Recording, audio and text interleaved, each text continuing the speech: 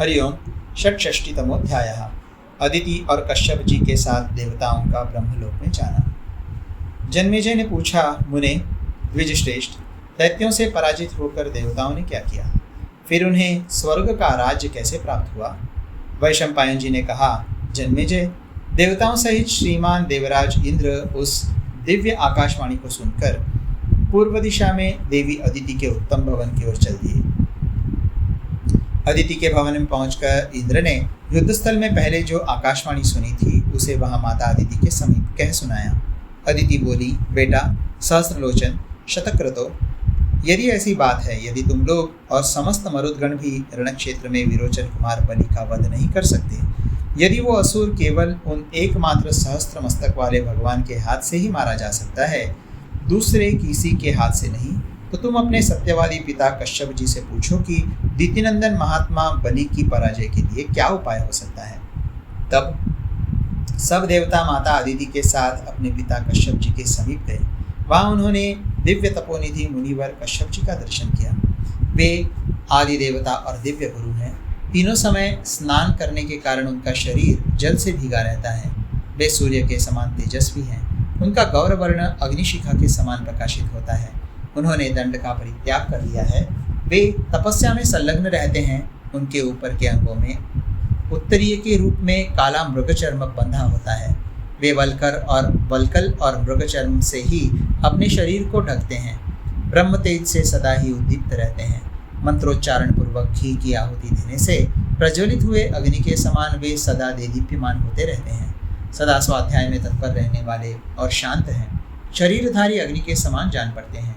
वे ब्रह्मवादियों में श्रेष्ठ, देवताओं और असुरों के पिता तथा प्रभावशाली हैं। तपते हुए सूर्य के समान उनका तेज सदा ही उद्दीप्त रहता है। उन मरीचि नंदन कश्यप को देवताओं ने देखा, जो समस्त प्राणियों के सृष्टा उत्तम प्रजापति ब्रह्मा हैं। उनके आत्मभाव की विशेष रूप से अभिव्यक्ति होने के कारण कश्यप जी ब्रह्मा और मरीचि की अपेक्षा तीसरे प्रजापति हैं। अदिति सहित उन सभी वीर एवं श्रेष्ठ देवताओं ने कश्यप जी को प्रणाम करके उनसे हाथ जोड़कर उसी प्रकार कहना आरंभ किया जैसे ब्रह्मा जी के मानस पुत्र उनसे अपनी बात निवेदन करते हैं। युद्धस्थल में इंद्र ने आकाशवाणी द्वारा कही गई जो ये बात सुनी थी कि दानव शिरोमणि बलि समस्त देवताओं के लिए अजेय हैं, उसे कह सुनाया। उस समय अपने उन पुत्रों की ये बात सुनकर लोक सृष्टा कश्यप जी ने ब्रह्मलोक में जाने का विचार किया। कश्यप जी बोले, निष्पाप देवताओं, हम लोग वेद मंत्रों के घोष से प्रतिध्वनित होने वाले ब्रह्मलोक को चलें। वहीं वो बात जैसी तुमने सुनी है वैसी ही ब्रह्मा जी के समक्ष कहो।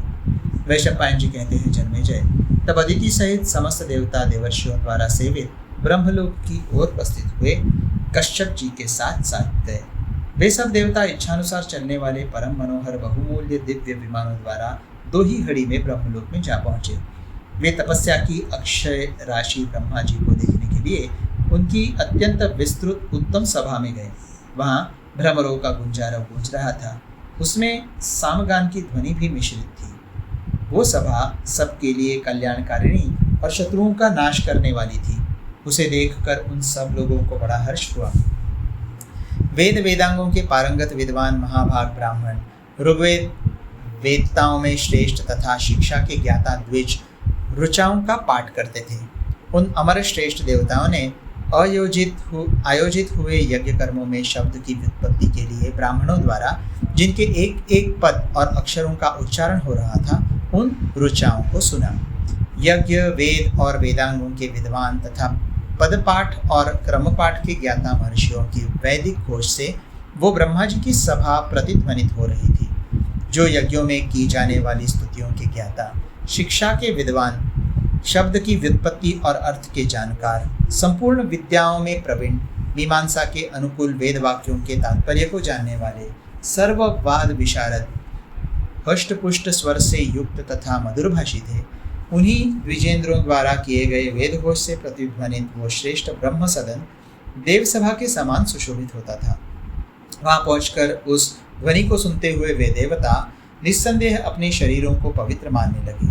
वे श्रेष्ठ देवता मौन और एकाग्र चित्त हो ब्रह्मा जी में मन लगाए आश्चर्यचकित नेत्रों से एक दूसरे को देखते हुए कश्यप जी को आगे करके मन ही मन लोकगुरु भगवान ब्रह्मा को बारंबार प्रणाम करने लगे। गंभीर, उदार, मधुर, उत्तम स्वर से युक्त और हंस के समान गदगद वाणी में उच्चारित वेद पाठ की उस उत्तम ध्वनि की बार बार प्रशंसा करके एकत्ववाद मतलब जीव और ईश्वर की एकता का प्रतिपादन, एकत्ववाद, नानात्ववाद मतलब जीव, ईश्वर और प्रकृति, इन तीन अनादि तत्वों का प्रतिपादन, संयोगवाद मतलब प्रकृति पुरुष के संयोग से सृष्टि का प्रतिपादन तथा समवायवाद में प्रवीण पुरुषों एवं लोकायतिक शास्त्र के ज्ञाता मुख्य मुख्य विद्वानों द्वारा उच्चारित शब्द को भी उन देवताओं ने सुना। कश्यप के उन पुत्रों ने वहां भिन्न भिन्न स्थानों में बहुत से ब्राह्मण शिरोमणियों को, जो कठोर व्रत का पालन करने वाले थे, नियम पूर्वक जप और होम में तत्पर देखा। उस सभा में देवताओं और असुरों के गुरु श्रीमान लोक पितामह ब्रह्मा देवमाया के साथ विधि पूर्वक निवास करते थे। वहां इन भगवान ब्रह्मा की समस्त प्रजापति गण उपासना करते थे। दक्ष, प्रजेता मतलब वरुण, प्रचेता मतलब वरुण, पुलह, द्विजश्रेष्ठ मरीचि, भृगु, अत्रि, वशिष्ठ, गौतम, नारद, मनु, द्यौ, अंतरिक्ष, वायु, तेज, जल, पृथ्वी, शब्द, स्पर्श, रूप, रस, गंध, प्रकृति और उसके विकार, अन्यान्य महान कारण, अंग और उपांगों सहित चारों वेद, रहस्य, पद, क्रम, क्रिया, क्रतु, संकल्प तथा प्राण, ये और दूसरे भी बहुत से भाव पदार्थ वहाँ ब्रह्मा जी की सेवा में शरीर धारण करके उपस्थित थे। अर्थ, धर्म, काम, द्वेष और दर्प आदि भाव भी वहाँ नित्य निवास करते थे।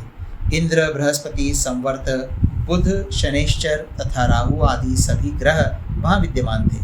भारत, मरुदगण, विश्वकर्मा, नक्षत्र, सूर्य और चंद्रमा भी वहाँ ब्रह्मा जी की उपासना करते थे। प्रजानाथ, सावित्री, दुर्गम संकट से तारने वाली दुर्गा, 7 स्वरों के भेद से 7 प्रकार की वाणी, समस्त श्रुति शास्त्र, वैदिक साहित्य, गाथा, नियम, भाष्य तथा संपूर्ण शास्त्र, ये देह धारण करके ब्रह्मा जी की सेवा में उपस्थित थे।